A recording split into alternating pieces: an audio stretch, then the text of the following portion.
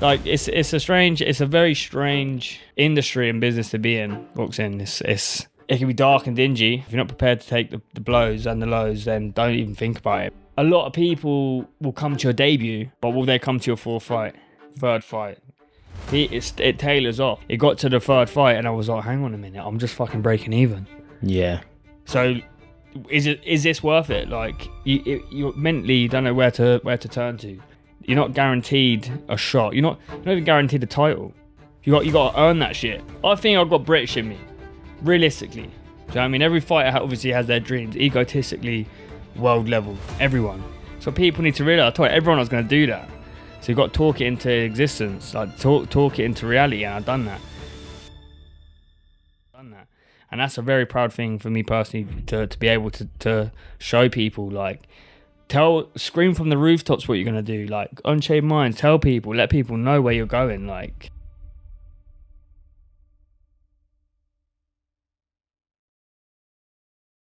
right. Okay. Take 2.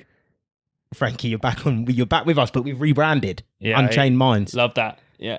What do you think of the room, actually? No, I think it's much different to what it was before. I feel like it's a lot more eye-catching rather than the other one. Do you know what I mean? It's more the colours and that. Yeah, great colours. You need one of them, man. A Team Story one. Yeah, I'd love one. I mean, I'm going to have to get one of them sorted, don't we? Yeah. Yeah. But obviously, I haven't seen you since the fight. Yeah. But we haven't spoken here since before the first 2 camps. Yeah, the literally. Ryan Walker fight. Yeah. Yeah, when was it? It wasn't... Lewis Norman was the last one, I'm pretty sure. Was Lewis Norman the last one? I think so you've done Daryl. Yeah, shit. Daryl, what was the tall geezer's name? Marvin Salas. Yeah. And Ryan Walker. Yeah. All from then. And 3 hard fights, man. Hard fights. Yeah, they're hard fights. That's what I mean. When we were speaking yesterday, I said to you, I was like, if you look at your career, yeah, it's kind of lucky you stopped work when you did. Yeah, I get you. Because you're not coming up against slouches now. Literally. Like, all 3 of them people were in there to win the fight. Literally, yeah. Not one of them took a step back, really. No, not at all. Daryl actually come for you. 100%. Yeah. And you just boxed him. Boxed him lovely. Beautiful performance. I appreciate that, man. Yeah, like I said before, I don't know, I think we have had a little chat about Daryl on one of the pods that we've done before. Daryl's not a pushover, man. And don't think that someone's record is going to mimic what's going to happen in a fight, yeah? Because Daryl's a danger boy, man. Like, all respect to him. I remember before the fight that I had with him, he put someone down on Channel 5. I remember looking, going, fucking hell, like, that's a hard day in the office, because he's been putting prospects on their back. So I knew, number one, respect the opponent. Don't go in there thinking this is going to be a walkover, because it fucking ain't. Do you know what I'm saying? And that's why I boxed. If I would have got brought into the fight with Daryl, maybe that would have been a different scenario or an outcome. But I know my ability of boxing, and I knew that could beat him. So I didn't need to fight. Do you know what I mean? Yeah. Was that always the game plan with Daryl? Yeah, pick and move. Don't get drawn into a fight. And if it does have to go down to it, like, it'd have been a hard day, but yeah. Get down and dirty. Yeah. Because I can box and I can fight as well. People know, especially from the amateur days, like, I can go for it. I can fight, man. I know that. I know I can, innit? But I don't need to, because I'm a great boxer. Is it hard to switch that mindset around, though? Yes. Like, is there times in the fights where you're like, I just want to sit here and trade? Yeah. But that's when you become careless. Yeah. You're not thinking about yourself, number one. Like, why would you want to take punishment when you can make your night easy? Do you know what I mean? Yeah. It's boxing at the end of the day. It's the art is to hit and not get hit. So, do you think that's because of the crowd, though? Yeah. Like, when you do want to do that, is it because you can hear the crowd, or the crowd's getting up for it? Like, what would make you want to go into a war? Is it just because you're like, because you might see a little chink in your work or in them, but they're not ready to fucking go. Do you know what I mean? It's not like that. You've got to make it guaranteed that they're going to fucking floor it. Yeah, they're going to go, or you're going to stop them. So with Daryl, that won't going to happen, man, because Daryl's a hard fucking cunt. Yeah. Straight up. Do you know what I mean? So, and then Marvin Salas, fucking hell, he was just like on his toes, counter puncher, completely what we wasn't expecting, because we was preparing for Ryan Walker. Small, come forward, stocky, same height as me, orthodox, whereas Marvin Salas was like tall Mexican, long arm, long limbs, picking me from the outside, like, because it was a bit more of a harder day in the office and harder to prepare for that. You know what I'm saying? Yeah. So, but what was the mindset going into the Marvin fight? Obviously, preparing for Ryan Walker. Yeah. It's going to be your Southern Area title. Like your sort of coming out party. Do you know what I mean? You've seen the teammates do it. You've seen Ticey fight for the titles. Tom Ansel's fought for the titles. And now it's your turn. What was the mindset when that kind of got taken away from you? Yeah, it's heartbreaking. It's heartbreaking going into a fight like that because, you know, not so. What was that? That was my 8th fight, wasn't it? Yeah. Marvin Salas. So it's like I'm getting there. It's 8 fights. You know, it's not like I've had 3 fights and I'm getting title shot. Like I've had fucking 8 fights just to get to this point.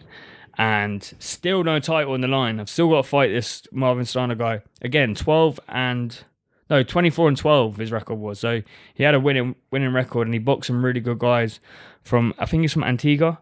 I think it's from over that way. He looked South American. Yeah, man. He threw down like he was South American. Proper, man. Proper. He did, didn't it? He did. Limbs on That's him, what I mean. When people because to be honest, if I'm judging like as a friend, and you've said this anyway. Obviously, I'm not a boxing critic. I don't know, but compared to the rest of your performances, probably one of your worst. One of your worst performances. But obviously, I understand sports. Yeah, I get you. I understand that. The mindset going into it when you think you're fighting for a Southern area, and then you're not fighting for a Southern area and you're fighting a fucking another journeyman, and it's sort of like fucking hell, we got to do this again. And as well, the business side, what people don't get, and I have to fucking sell the tickets, in a short amount of time, and I have to let people know that I'm not fighting for a Southern area title. Lost loads of tickets as well. Thank you. Lost loads of tickets, because I was at the Crystal Palace game that day, and I was leaving early, and some other geezer from Luton was leaving early, and he was just going back, and obviously I'm trying to make the train, and we were speaking, and he was like, "Oh, where are you going?" I was like, "I'm going to watch my mate box." Frankie Storey. He's like, "Oh, I had a ticket for that." But because the title got taken off the line, I gave my ticket away. Yeah. But but that's money to you. Yeah, literally. Like someone doing that, that's 40 quid in your pocket, 50 quid in your pocket. Do you know what I mean? All because the title sort of got taken away. And then that's not even to say if you want to go deeper on the business, and we don't have to. Well, obviously, I'll take it out if you want me to. But like, you're paying for a journeyman to be there. I get that. Whereas against for a Southern area, the splits might be a bit different. Yeah, the deals are a lot different. Yeah, and that's the side that people don't get. Yeah, it's like boxing business is fucking shit. Do you know what I mean? It's a shit business to be involved in, like the worst. People think like you're minted and shit. But don't get me wrong. My career has been very, very, very good. Just in terms of because I can do the tickets, and I can make a number, and I have. To be honest, I've always done alright on the ticket side of things, and made a bit out of it, but. I look at some other fighters and they walk away with fuck all. Like, and I think, what he's doing it for, man? Like, it's so hard. It's such a hard game to make money in, and I feel sorry for them people because, like, they're probably waiting for their chance, but they got to come to realize that, like, putting bums on seats is where it's at. Do you know what I mean? That's where the promoters want. That's why promoters want you all the time. Like, do you reckon then? So say your skill the way you are now, unbelievable fighter, wicked in the amateurs, like you're a prospect, If you wasn't a ticket seller, do you think you could do it? Say if you didn't sell hardly any tickets. Yeah. Well, it's like how do I describe it? In terms of would I get signed? Do you reckon you'd be able to go as far as you are going now? No. How I built my fan base, genuinely being serious, going out on nights out. Yeah, school, meeting people, having a game pool, being myself. But like, just people expect you to be a certain way. People expect you to be like a fucking robot. Do you know what I mean? Like, oh, you should be doing this, or you know, you should be having a few drinks, or you shouldn't be eating this and eating that, and or people make the comment like, oh, you shouldn't be eating this. You know what I mean? Things like that. But people got to realize, like, at the end of the day, I'm as normal as what you are. That's my profession. Like, I'm a professional fighter. Like, that's it. Yeah. So when you become relatable to people are like, well, actually, he's actually on our path. Like, he's literally just the same as us, which I completely am. Do you know what I mean? I'm from Farley Hill. Like, well, do you not see that post? Was it a tweet? Some geezer was like, "Oh, I was in a kebab shop at 3:00 and I just got speaking to someone. It was Frankie Storey." I see boxer. That. Yeah. Like what a nice young lad. Like, you would never think he's a professional boxer who just won a Southern area. Yeah, I get that. Taking his time out to speak to me. Yeah, man. I remember who it was. Well, I can't remember his name, but I was sitting there with Shelly and my family, Joseph and that. And again, like come from the pub, had a few drinks, had a few games of pool. I was with you like the day after. Was that the day after? Same so day. Yeah. Was that the same day? Or was this the fight night? No, this was the same day after I seen you. Yeah, with Shelley was there, wasn't it? Yeah. So there you go. Like he must have thought, what the fuck? But do you know what I mean? That's just how life is, man. Like the champ just bowling in for a good back. Yeah, man, banging as well. Yeah. What do you think it's important to like? From being an amateur to where you are now, so you talk about building a following, selling tickets. Do you think it's important to be yourself? Because there would have been times when you first were doing interviews at the very start. Was you holding back? Yeah. And where have you come to the realization that just be yourself, it kind of works? Be yourself. Yeah, like a lot of fighters can put on a persona. A lot of fighters can be like, they want to try and entwine something that they're not. You know what I mean? Like they want to try and have like a link to something that they're not. And for me, it's like people probably mistake me. They probably think I'm a fucking surfer, but get me in the ring and I'll show you what it's all about. Do you know what I mean? And that's what I'm trying to say. Like people probably look and go, he's just like a long-haired blonde boy. Do you know? Like you can't judge a book by its cover. A fighter. Yeah, but get us in the ring, man, and I'll fucking show you what it's all about. Yeah, professional athlete, right? Yeah. That's it. I feel like people they always have an expectation. They're like, they probably look at you and go, well, you're not, not to be stereotypical, but you're not 6 foot and like a heavyweight. Do you know what I mean? Joshua build. Big fuck hard. Yeah. They look at you and go, well, you're already 8 stone 10, 5'6". Like, how is this guy a boxer? Like, because people get expectations of that. So, yeah, and I suppose that's what, when someone thinks athlete, they think muscles. But then again, that's probably why Anthony Joshua blew up so well, because he had the body of a superhero. Yeah, so people automatically relate that to like fighting big muscles, and then that's when Tyson Fury would always say you're just a bodybuilder. Yeah, that's it. Yeah, but there you go. Look at Tyson Fury, man. Yeah. Get his physique. He don't give a fuck. So yeah, like it's a very strange industry and business to be in. Boxing, it can be dark and dingy, and if you're not prepared, I'll say it to everyone, I'll say it to every amateur, if you're not prepared to take the blows and the lows, then don't even think about it, because it comes thick and fast. But we spoke about that last night though, didn't we? Like, obviously you said about you didn't think you would get to where you are now, but not you didn't think you'd get to where you are now, but not in the sense of because of skill, but because of the business side. Because of business, yeah. Yeah. Could you like dive a little bit more into that? What you kind of meant? Well, I didn't know I always had a good following from day dot. Okay, like from what people need to realize is, okay, cool. Like you're my friend, yeah, and a few of the other lads. They're you're all my mates, yeah. But a lot of people will come to your debut, but will they come to your fourth fight, third fight? It tailors off. Do you know what I mean? So it's like, it got to the third fight and I was like, hang on a minute, I'm just fucking breaking even. Yeah. So is this worth it? Like you mentally, you don't know where to turn to. And like sponsorship wise, I've only kind of just started to get that now. So everything's just happening now. So all the way to get to that, people like have to realize I was on a building site earning dough to survive, and then also putting it all into boxing at the same time. So I was doing the 9 to 5 job and then doing the fucking 4 hours at night to be a professional boxer. Yeah.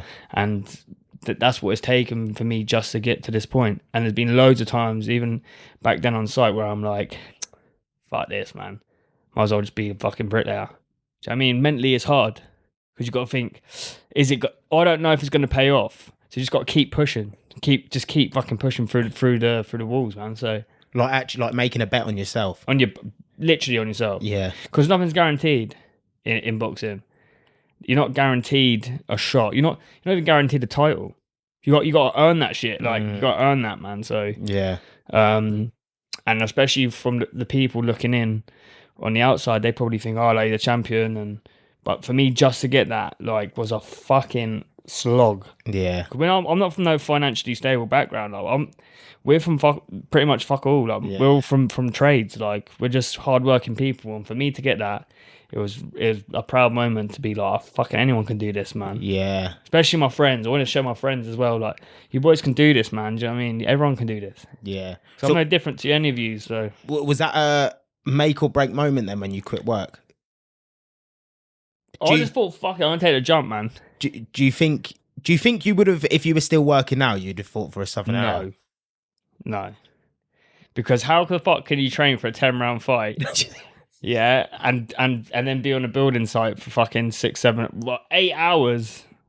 People need to realise I was on a building site at 7:30 in the morning, and I left at 4:30 at night, and drove to London, and was fucking sparring Razor.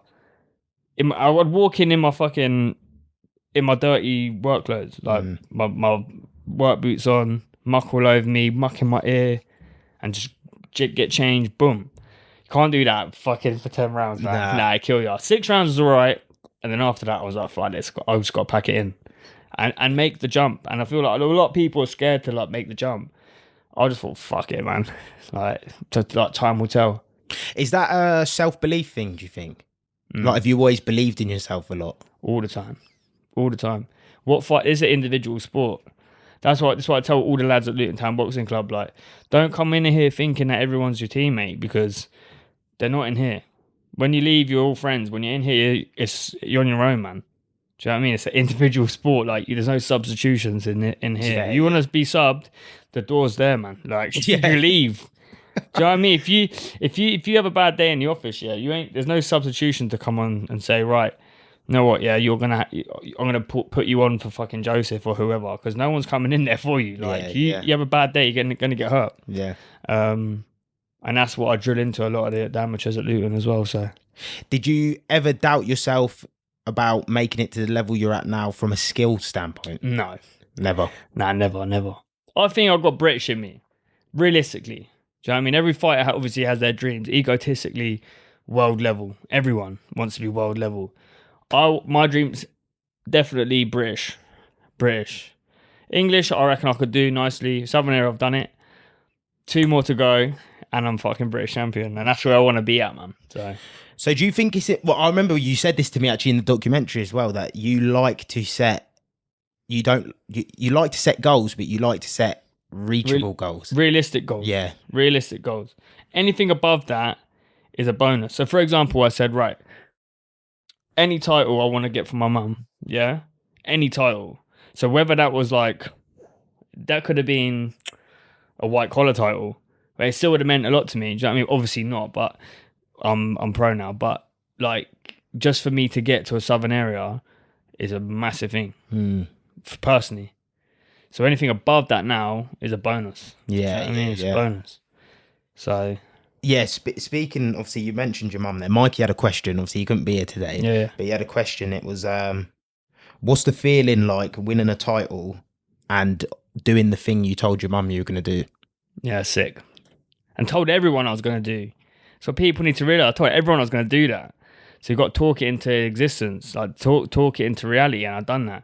And that's a very proud thing for me personally, to be able to show people, like, scream from the rooftops what you're going to do, like Unchained Minds, tell people, let people know where you're going, like, because I feel like there's a lot of people that they're keeping their dreams in a box. They feel like society is, they're too ashamed of letting everyone know how big their dreams are. Fuck that, man. Tell everyone what you're going to do. You don't think it's sad that we do that? No, fuck it. No, but I mean, do you not think it's sad that we feel like that you can't chase your dreams or tell no one your dreams because people are going to say that's not realistic, put you down. People are ultimately going to put you down on some of your dreams. All the time, yeah.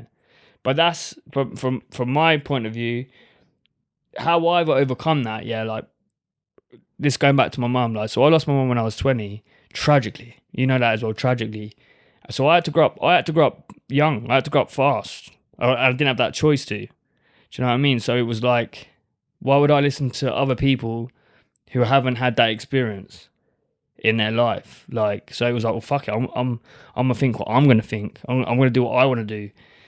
Where I've experienced something a lot more life changing than what half these motherfuckers would think anyways. So boom, like that's where the changing point really was. Like, yeah, you've seen life. Do you know what I mean? You've seen. I had to grow up quick. Yeah, I didn't have the choice to. Do you know what I mean? Yeah. Same as Bradley as well. Like we didn't have a choice. I wasn't even in this country, and like I didn't have that choice.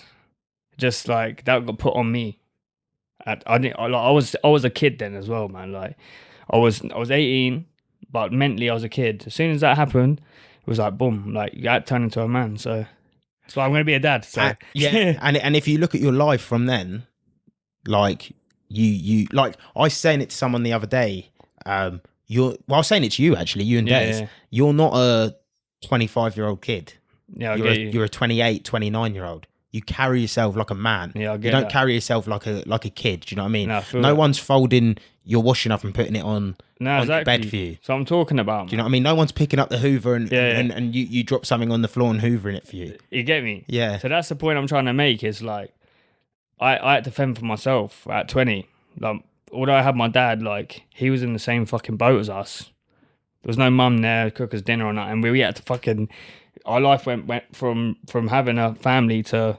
You're fending for yourself. So for me, boxing was that channel. Like, it was like that. Well, this is my fucking time now. Do you know what I mean? To hone in. Hone in, like lock in as well, and reach for the stars, man. Yeah. So and that's what I've done. So do you know what was brilliant about that night as well? Like from my perspective, you got to see. There's something with combat sports. Yeah, I don't know what it is, but when you see someone do something they've always wanted to do, it feels like.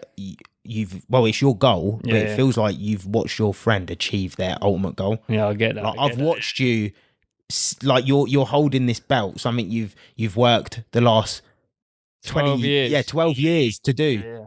Do you know what I mean? Yeah, I get that. Yeah, and it's sort of like 12 years has just led to this point, and you've done it.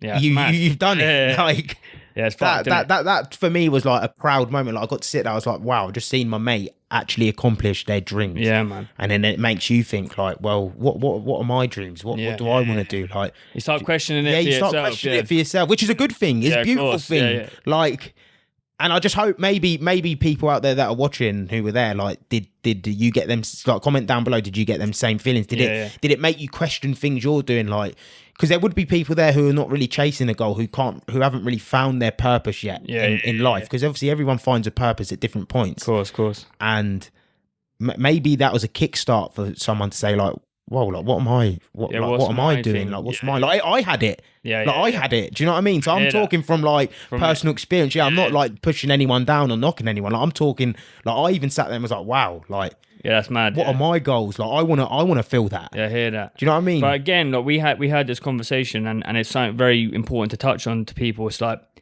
I'm a champion sitting here now. Like I'm Southern Area champion sitting here talking to you on the pod, but it was the journey, man. That felt good. Yeah. I've done it now. I'm like back to the normality of life now. And now it's like now I'm looking more onto an English title, but it's the journey, like, and I've spoke to a lot of people, especially people that have done well in business. I speak to people on a personal level, and I'm like, it's all about the journey, innit? And they're like, well, trust me, once you hit that figure, you're like, well, it's done now, innit? Do you know? Yeah. Do you know where's the next leg? Where's the next thing at? Yeah. And a lot of fighters will tell you, like, it's not so much a come down, but you do get like a low period after a fight. Yeah. Linus said it when he was on here. You do, because you're searching for the next feeling. What people got to realize is, and I spoke to you about it yesterday, is like, take away all this bullshit, like take away all this camera stuff, t-shirts, everything, clothes, everything. Boil it down to what it really is. Yeah, we're all just humans. Yeah, and like that fight feeling is such a natural high. Tell me how many people in this world actually go out there every day and fight and put a pair of gloves on and go out there and have a fight and know that they could get hurt or have that feeling of like danger. Because when we was all, I don't know, cavemen or whatever, that shit happened every day. Like you had to be ready for that. Yeah. That feeling become normal to people. So the point I'm trying to make is like, you got to embrace all that shit. Do you know what I mean? You got to embrace that feeling. So having that high of like being a boxer and winning, and also just fighting, like the adrenaline, You can't put a price on that, man. Nah. You can't put a job on that. You can't ever come to me and say, "Oh, I'll make you a director of a building company for you to give up boxing." I'd be like, "Fuck that. Yeah, I ain't doing it." It's like I was saying to you yesterday, wasn't it? Like, if I was to give you £1 million right now and say, "Here's £1 million," or 10, let's say 5 million, financially free, right? Yeah, of course. 5 million. I'm like, Frankie, here's 5 million. What feeling's gonna feel better, winning the Southern Area or me giving you 5 million? We talked about this, innit? I'll take Southern Area all day. Do you know why? It's not even about the title. It's about all them weeks and all them months I've given up. Not seeing my girlfriend, my family. Like, I put so much shit into that. And all them other fights as well. Even the fights as an amateur. Just for that one night. And I done it. It was like... What do you think it is with it? Do you think it's the feeling of like you've suffered yourself so much and then achieved it? Yeah. Do you think that's what... The suffering, giving up shit. Because you think, you could live the rest of your life and not suffer at all if you didn't want to. Yeah, I could. But you would feel like shit, and we all feel like shit when we do that. Like, there's days where you don't train, or you don't go to the gym, or you eat something shit, and you know you're doing wrong. And it makes you feel bad. Makes you feel bad. And that's a great example you say that, because obviously I'd made weight for that fight, and I made 8 stone 10. I'd never made that weight in my fucking life. Like, I was 8 stone 10 when I was 14. Yeah. Do you know what I mean, man? Like, you look ill. Yeah, I'm not gonna lie. You look like Conor McGregor when he fought Jose Aldo. Like, look, making weight is a thing. You know, not every sport does that. Do you know what I mean? Like footballers go out on a Sunday, they put the boots on, and they've come back after the sesh the night before. And probably had a kebab at 2 a.m. Like, boxers you're making weight for a fight, and you know, sometimes it's very tight. And luckily, Paul O'Neill is my nutritionist, fucking legend. Big shout out to him. And all you're thinking about is the meal that you're gonna have. You have the meal, and it's like, oh, I didn't even want that. It's almost like you're chasing it, and then you have it, and you're like, well, that was shit. Do you know what I mean? Like, I've had the meal now, and I'm just like, oh, like, yeah, was that worth it? Yeah. Do you know where I'm at with that? The diet was actually better. Yeah. Do you know what I mean? Like, because then you feel like shit. Like, it actually makes your body feel like shit. And I think when you've gone so long without something, the thought of it's good. And once you eat it, you're like, it wasn't that nice. Yeah, I get you. I think with sugar and that, and I'm talking from experience, your boy's a sugar fiend. It is, isn't it? I'm a fiend for sugar. Bad, isn't it? And I think the more you eat sugar, the more you're like, you need it. Yeah, of course. The less you eat sugar, when you have it, you're like, well, that don't even taste that good. Yeah, of course. Like, mate, sugar's the worst thing ever. Yeah. I feel like sugar is like literally the worst thing. Yeah. Well, people say that, I don't think there's direct evidence for this, but a lot of people attribute sugar to like cancer. Like, the more sugar you eat, the more likely you are to get cancer. Like, it goes sort of hand in hand. It feeds the blood, the cancer cells. Or obviously, I'm not a doctor. I'm not claiming to be a nutritionist, but I don't think there's like proof. But I think a lot of people have said that that's what they attribute it to. Yeah, I get you. Yeah, obviously, someone can fact check me in the comments. Yeah, come on, man. Yeah. Do we need a nutritionist to come in here and just say. I say, you got to get Paul in. I would love to get Paul on. Because I'd love to get Paul, guy, and he's one of the top nutritionists. Easy. He's got a roster of people. Like, there's this guy called Condition Nutrition who we had on. Yeah, he is a top nutritionist. Yeah, but Paul's like, they're there. Yeah, I get you. 1A, 1B. Of course, man. Because Paul is that in boxing, and he is that in like Muay Thai, one championship. Okay, yeah. So they're like, they're there. Yeah. Just in different sports. Yeah, but they're, so I'd love to have Paul on. Yeah, cool, man. I'd love to have him. Yeah. I'd have to speak to him because I've met him a few times now. Yeah, there's a few people. Tony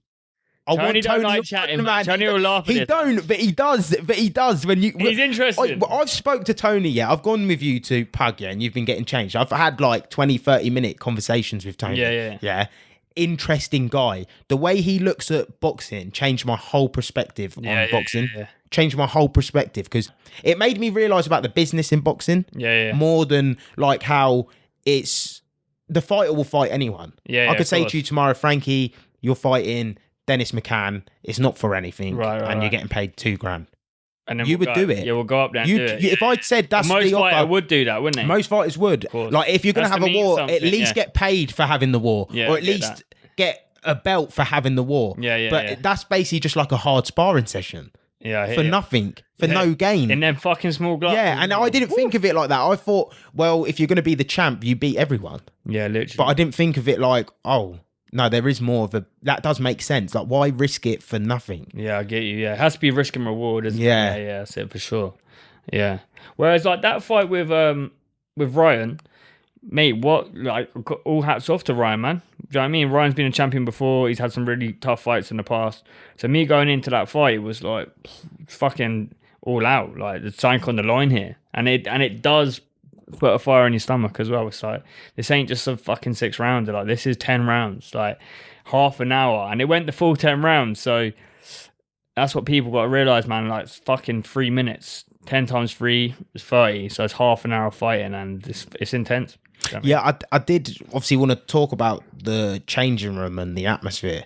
Okay. Like, it's always a weird... I put a post up about it when I put that video of you, like, 5 minutes before you're going out to fight. Like, Tony's G'ing you up.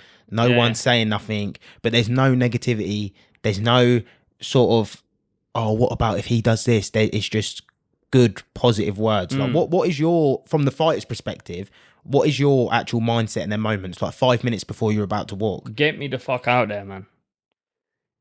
Stop holding me back. A lot of fighters will be the same. If you're ready to go, let me out them doors. Obviously you can't because the whip hasn't come around to tell you like it's your time to go. But you're just like you're like a bull. Do you know, like when a bull does their like rodeo thing where it is partners with it? But I'm ready to get let out the fucking cage and just let loose. That's what it's like. Just let me out.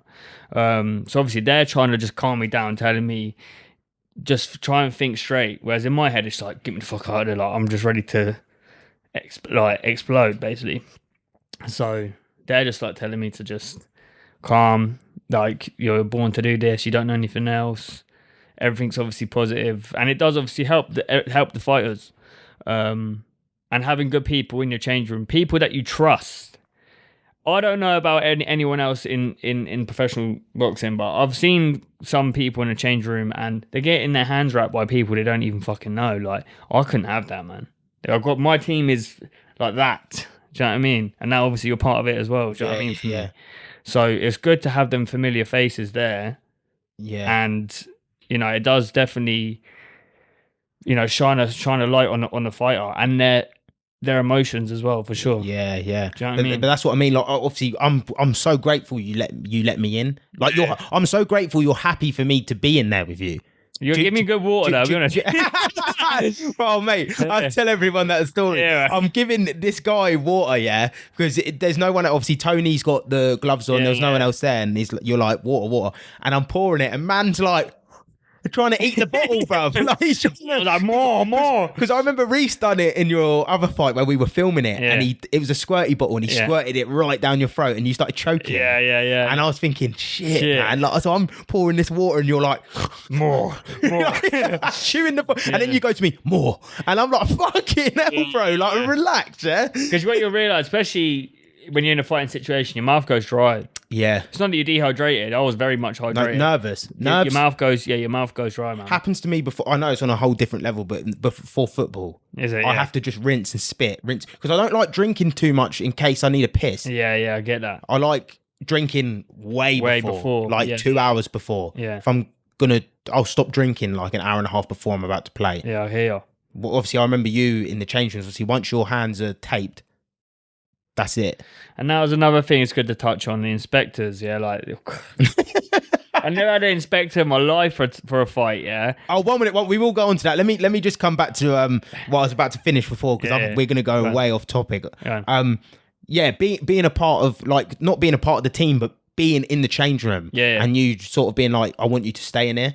Like, for me, that's like, wow, I get to sit. Obviously, I don't speak when I'm in the change room just because I don't know I even double check with Tony. I'm like, Tony, is it all right for me to be in here? Because if it's not, I'll leave. I don't want to feel like I'm burdening. There's some people who just stand in there and they won't get the memo. Yeah, of course, What are you doing? Yeah, I get that. So maybe some interview people or something like that, they've kind of just like there. And it's like, this is, you're in kill mode. Yeah, literally. You're in gladiator. I'm not in. You're in. This is life or death now for you, and I look at it like that. So I'm sort of like, I don't really know if I should be in here. Like, I don't feel like I've earned it to be in there. Yeah, because I've not gone through the trenches with you in camp. Yeah, I get that. Do you know what I mean? And the sparring and everything else. Yeah, I've not gone to sparring with you. Like, not that I've not gone to sparring with you. I've not sparred you. Yeah, you know, there's some people like your team. Yeah. Like, Reese has obviously pushed you. Yeah. Paul's done your diet. Do you know what I mean? Like he's been there on weighing day. Tony does the pads with you and takes you to the trenches. I don't train with you. Yeah, I hear that. So for me to be in there with you, it sort of feels like I'm sort of, it's disrespectful. Yeah. Because I've not gone to the trenches with you. I've not done 20k runs with you. Like I sort of feel like I'm just there. Yeah. Do you know what I mean? That's how I just feel personally. But it's nice though. Like other people, everyone's change room's going to be different. Yeah. Everyone's but it was just nice to have a familiar face there. I told you that the day after. You told me that when we filmed the first time. You said, when we were travelling down to London, you're like, I'm so glad you're coming with me. Yeah. But it's not like people have an emotional attachment. Like now, especially, I couldn't have my dad in the changing room. I couldn't have my brother. I couldn't have Claire in the changing room. I couldn't have. Do you know what I mean? I couldn't have that home emotional type of people in the changing room, because you look at them and go like, oh, that's my dad. Yeah. It's my dad at the end of the day. Do you know what I mean? I don't want to go out there. I'm his boy. Do you know what I mean? Yeah, and that whole thing comes in there. Takes your mindset off of the mission. Whereas with you, it's just like, let's fucking go out there. Let's fucking storm the front line, bro. That's what it's like for me. D-Day, man. Yeah. Whereas family is like... Everyone's different with their family, but for me, it's like, because there's some fighters that they like having their girlfriend there. There's some fighters that have their girlfriend in the corner. Yeah, no, not for me, man. Do you know what I mean? There is generally some fighters that have their girlfriend in the corner. Claire will like, stick your fingers in his eyes, or some mad shit. Elbow him. She's quite good at the fights, to be fair. Oh, do you know what? She's not that, but she's got way like better and better and better. Yeah, she seems like she's very calm when she's there. Yeah, like she doesn't have to. Got to touch on that, man. Like a lot of fighters are out there. They obviously do it on their own, but if you have a strong woman behind you, man, that is a key to the success. It is a key to the success, man. Like Claire pushes me all the time, man. Like I'm only human. There'll be times where I'm unmotivated, and she'll be like, "Fucking get your shoes on, man, and get out there and running. Get out there and run, because it's getting dark, it's getting late. It's on you." Yeah. It's not on me, and it's not on anyone else for you to go out for a run. It's on you. So that G's me up, man. She holds you accountable. Definitely, and. You know, like, even in the times where it does get hard, business-wise, training-wise, even diet-wise, like, she sacrifices a lot as well. Like, we obviously want to go out on a weekend, or we want to go away, and, like, I can't do that. Like, it's not a normal relationship. It's not a normal, you know, it's not 50-50. We love each other, but it's like, this is boxing, this is you, and she sacrifices just as much as what I do. Do you know what I mean? So that's what, without Claire, man, this rock ain't being pushed around. So. But that's what it is, though, right? Like you said earlier, like the team of people. Yeah, literally. And it's a team of people from when you're at home. Because imagine you were going home and you were just being nagged. Yeah, fuck. Why are you boxing so late? Yeah. Why do you have to go for a run now? Can you not skip it? I couldn't go out with a girl, man. I had to go out with a woman. There's a big difference there. Do you know what I mean? Big woman. Nah, I'm dead serious though. I couldn't go out with a girl. You gotta go out with a woman. Trust me, there's a difference out there, man. There's a difference, and I'm lucky to have Claire in my life, man. Yeah, but that goes back to what I was saying earlier, right? Like, obviously, you're having a kid now. Yeah. Congratulations to you and Claire. I didn't think I had the minerals from live. You know what I mean? Pillow hands. Yeah, literally that. And obviously, like, I sat there and thought about it, because you know, like at 25, your natural instinct's like, fucking hell, like, are we young? Like, are we too young? Yeah. Are we too? And I sat there and I just went, but you're a 29-year-old man. Yeah, I get you. Do you know what I mean? Like, it makes sense. Yeah. Like, it actually generally makes sense. Like, yous are very, obviously, we've been out together, me and my girlfriend, you and Claire. Yeah. Like, Claire's, I really like Claire. She's a very nice, like you said, she's a lovely woman. Yeah. Like, she's got her own business. She's proper. Yeah. So I was like, I wouldn't, like, that's the perfect mother of your kid. Yeah, of course. You know what I mean? Like, that's someone who you'd want to have your kids with, spend the rest of your life with, if possible. Yeah. And supportive in my what I want to do. Same way I'm supportive with her. Like, we're very, like, not passing ships, but that's how our relationship works. You know, boxing's fucking busy life, man. She has a busy life with her business, with mobile hairdressing, very successful as well. So when we do come together, it's like, it's always fresh. It's never, it's never like you're in each other's pockets, or we've always got something new to tell each other. So that's definitely like how it work, how it's working, and how it's being so good. And probably refreshing, right? Like she's busy, you're busy, and then it's that time to sort of come together and fucking relax and talk about talk, relax, sort of. Yeah, man, it's good. But being told you're going to be a dad, mate, trust me. Anyone out there, I won a title the other day, but being told you're going to be a dad is like the fucking pinnacle of your life, man. Definitely, it's your pinnacle. Most euphoric. Yeah, definitely, man. Do you know what I mean? Like, that's gonna be my child. I created that child, and no matter what happens in my life, like, I'll never be on my own. Yeah, that thing I own. Like, I own. That's me right there. Do you know what I mean? Yeah. So I've always got a bud, like whether it's a boy or a girl, and mate, like, was in tears, like, so happy. What was your immediate mind? Like, obviously you're 25, yeah. Yeah. What was your immediate, like? Was there an immediate mindset switch? Yes. Like, because some people say when they get told they're going to be a dad or have kids, they go from like selfish to unselfish. Like, yes, 100%. All I kept thinking about really was, what the fuck am I going to do after this fight? What country am I going to go to? What holiday am I going to go on? Like, am I going to go to the Maldives? Am I going to go and see cows in Dubai? Like, had all these mad things that I was thinking about, and then it goes from, I'm going to go to Brighton. Do you know what I mean? Because it's like, I want to be there for the mother of my child. Do you know what I mean? And that's the switch in mindset of, like, I'm not a fucking kid, man. Like, I had to grow up at 20. Like, I grew up a lot quicker than what not to be disrespectful, but I had to grow up a lot quicker than what my friends did. And, you know, like, 25 is not even old, man. Like, sorry, not even young. That's not even a young age. No, like, you might think you are, but you're not. Like, when is the right time to have a child? So, I mean, my nan had 5 kids by the time she was like 22 or something. Actually, it's her birthday today. Actually, I'm gonna go to the party after this. So she's 78 today. So happy birthday. Yeah. So I'll be going to see her. But yeah, you know, when is the right time to have a kid? And for me, it's that more motivation, that more fire, especially in my career as being a boxer, to just fucking do more. And I think in the past, it's like I said to you about winning the titles, like, yeah, money's great, but I can show my kid, like, I was a fucking champion. Yeah. Like, I fucking earned that, and that'll be in our family forever. So, and your kid's gonna live through it, literally as well. Like, you're young enough in your career. Like, let's say you do it for another. People box till they're 35, right? Yeah, I don't know if that's the route you'd want to even go down. But let's say, like, you're world champion and stuff like that. Maybe you're not retiring at 35 if you're on top of the game. Big bang zang. Yeah. Big bang, you know. Yeah. A bit more muscle. No, 3 weight classes heavier. Just smash him. Do you know what I mean? Yeah, so maybe your kids will be like growing up through your boxing. Yeah, you know, and it's lovely, and that again is a lovely thing, because I never done that with my own dad. I wish I did. My dad, obviously, he stopped boxing way before.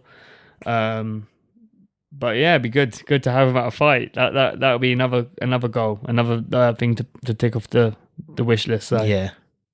I want to touch on the walk to the ring.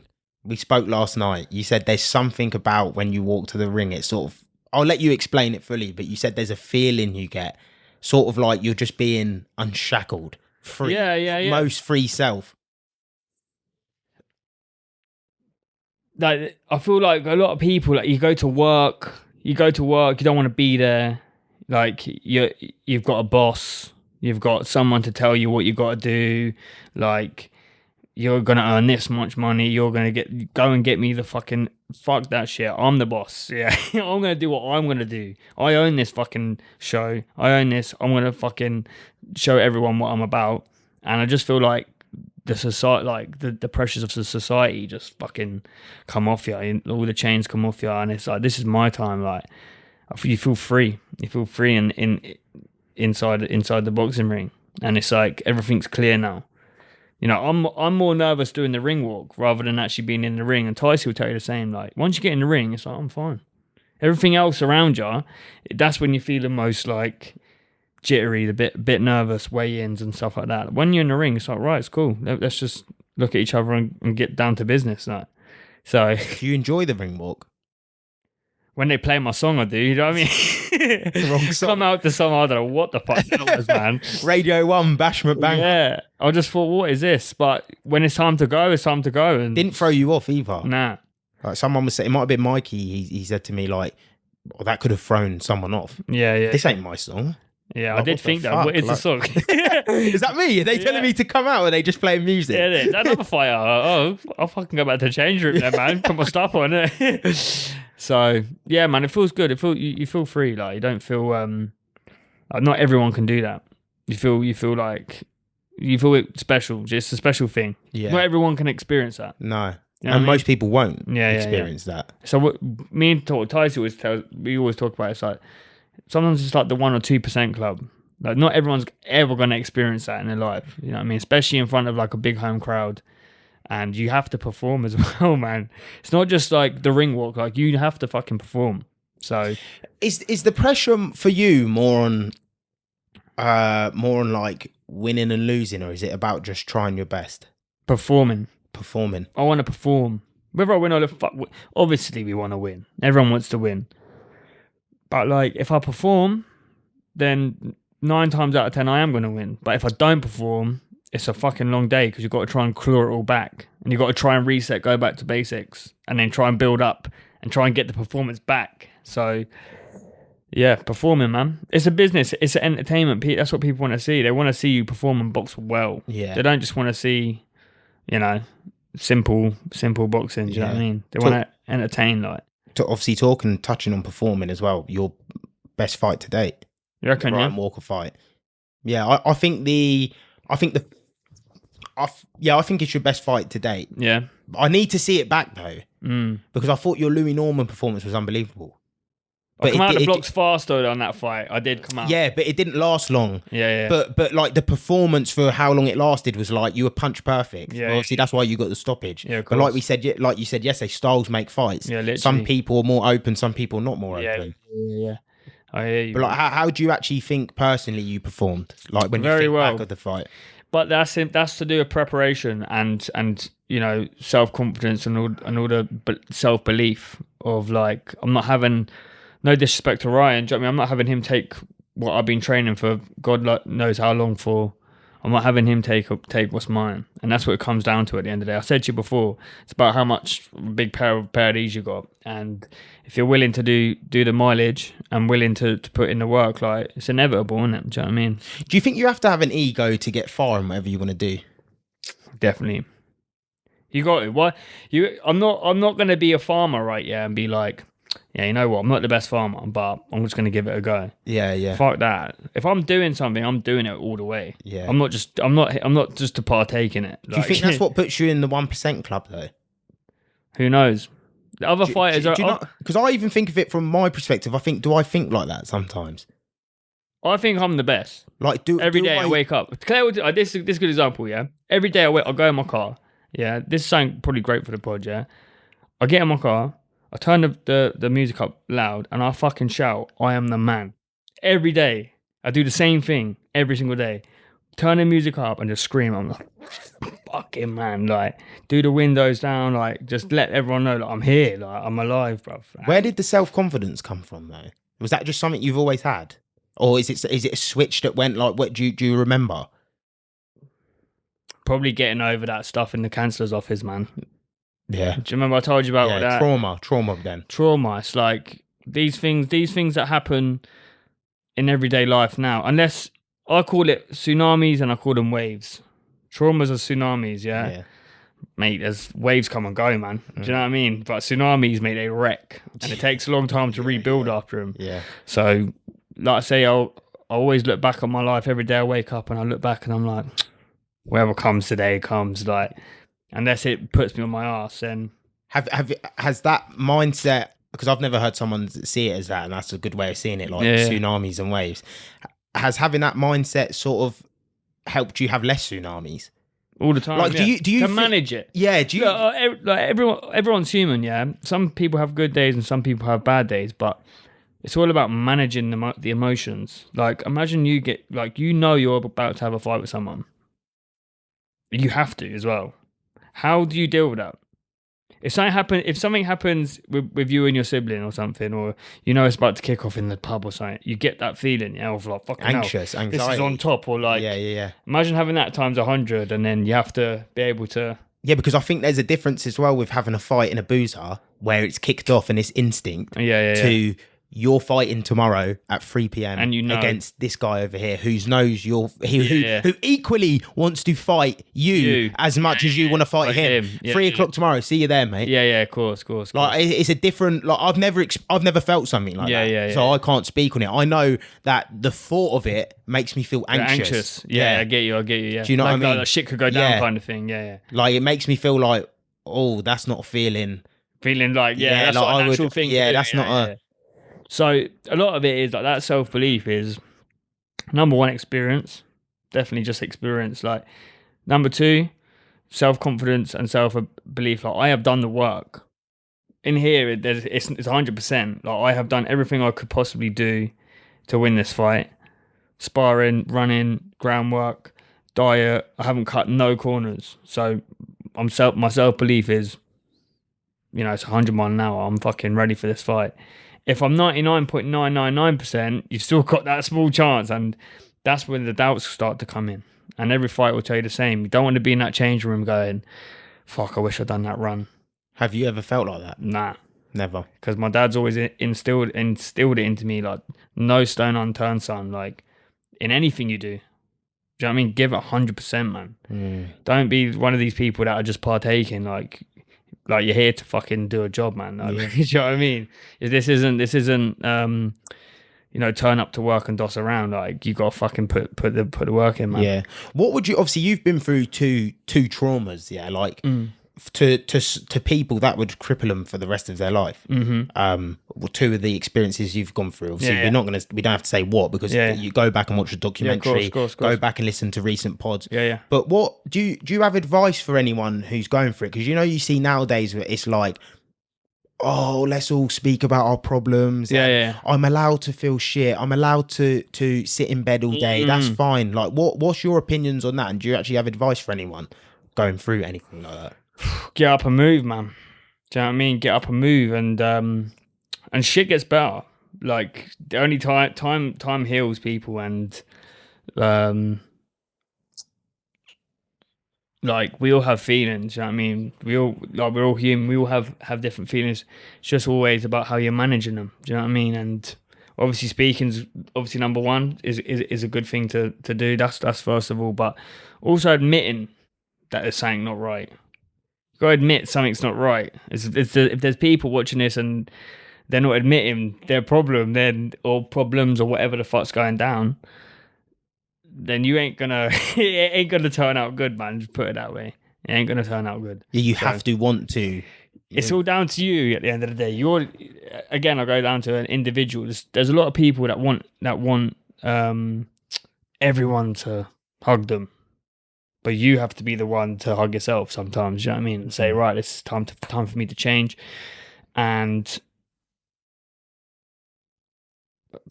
like just basically just be real with yourself. Yeah.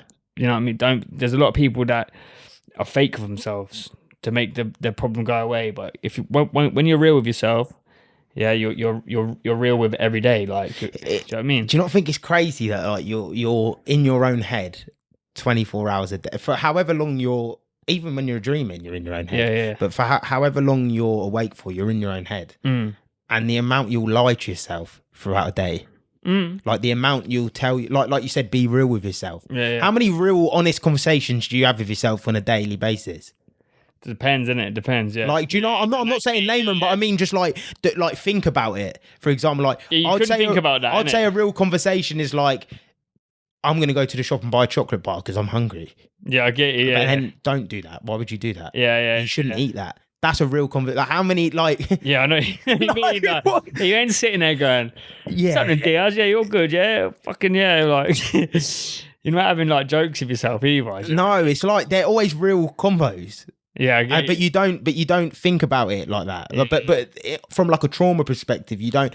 I do think there's a part of it that people need to go through the fire for a certain amount of time as well in the set for growth. Definitely, but then you look at it from another perspective, there's people who have to get, like, for instance, with your first trauma, you had to get really bad.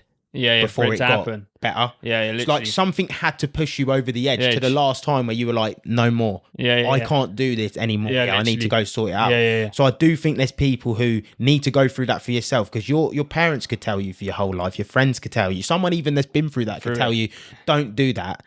I think there's a certain level of experience. Like, you need to experience it yourself, right? Literally. Tony could tell you, Frankie, don't get into a war because I've seen it happen. You'll get dropped. I've seen it happen. You'll get dropped. I'll see it happen. Then you go and get in a war and get dropped. You're like, oh, fuck, I won't do that again. It's sort of like a learning thing, isn't it? It's always like a pinpoint where you learn. And I think there's a part of it people maybe need to go through that, but then I think there's a part of it like maybe with certain types of people. This is what I realise, like, see this, you can't fucking buy that, man. That has to be earned, like, especially through life. Like, if you haven't got any of this, then like, I'll be honest, you'll be a fucking pussy. I'm going to be honest. I'm going to say how it is. You need a bit of that and a good pair of them. Well, I think it goes back to as well, what do you want? Like, what do you want out of life? Because, like I said, there's people who need to go through. I think there's 3 sets of people, There's people who don't care. They do their 9 to 5. They don't give a shit. They're happy to do whatever. You take your 4 vaccines, do whatever. Like, whatever makes you happy. And I'm not saying that in a way of like, well, you took the vaccine. Just in general, like, people are like that and happy. Of course, yeah. And then you get people who know they're unhappy. And have to take the punishment, and then they come out the other side. And then you get the people who know they're unhappy and never come out the other side. Yeah, of course, I get you. They're sort of stuck in the rut. They're in the cycle. Wishes. I get you. I wish I could do this. I wish I could do this. That. I wish I could do that and never do anything. So clearly unhappy because you talk about it a lot. I think there's 3 sets of tiers, and not everyone gets out of. Like, there's people who be in a rut and will say, I know I'm in a rut, and they'll never change ever for their whole life. So sometimes it takes a certain type of person. Like, I'm only talking off my experience, so it's like I use trauma as fuel. Do you know what I mean? And to do that is hard. It's a hard thing to fucking do. Do you know what I mean? So it's like I'm gonna use that to prove other people wrong.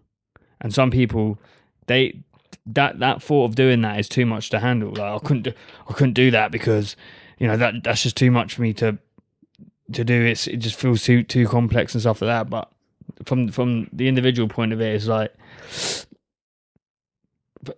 winning my mum a title, for example. I could have easily just been fuck all this. Like, I could just run myself into the ground, sacked it all off. I know what, and like let everyone plead for me, and probably end up in a real fucking bad way. But I just was like, fuck this, man. Like, and the thing with that is, people wouldn't have blamed you for doing that. Yeah, exactly. Like, oh, but he did lose. He did do it. He did lose his mum. So I kind of get it. I kind of get it. Like, people would say that though. Yeah. But that's wrong, though. I feel like that's wrong. I think that's wrong as well, personally. But I think, again, it's left or right. You got people got choices in life, and it's either left or right, man. Yeah, I think it's down to the individual. But again, I think that's an important mindset to say, like, not everyone's going to make it out the other side.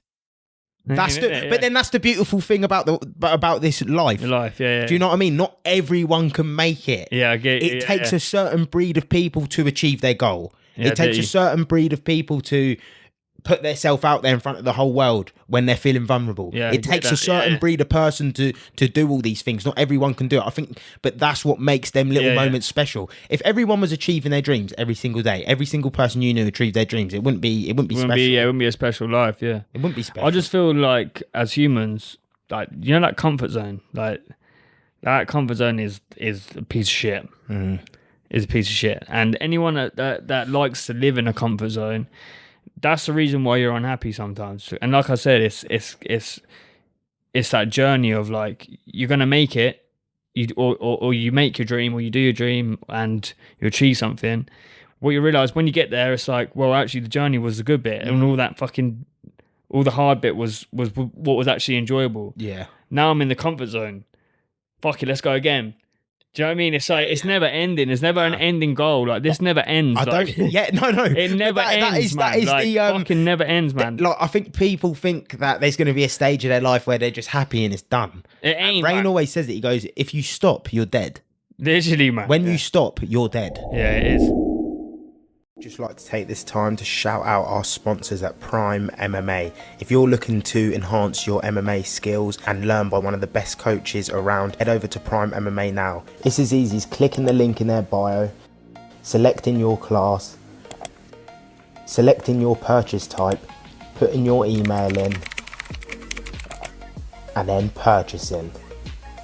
With brilliant MMA and boxing fighters coming out of Prime, it's really the best time to start your MMA journey now. Head over to Prime MMA and let your mixed martial arts journey begin.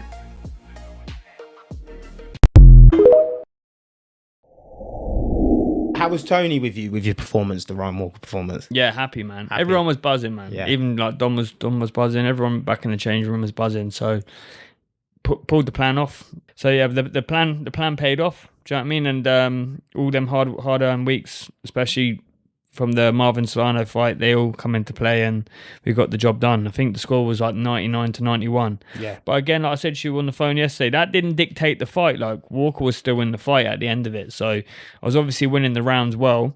But again, like he was still there at the end, man. Do you know what I mean? Very tough lad, and all due respect to Ryan, man. So he said on his social media as well that he thinks one of them was a slip.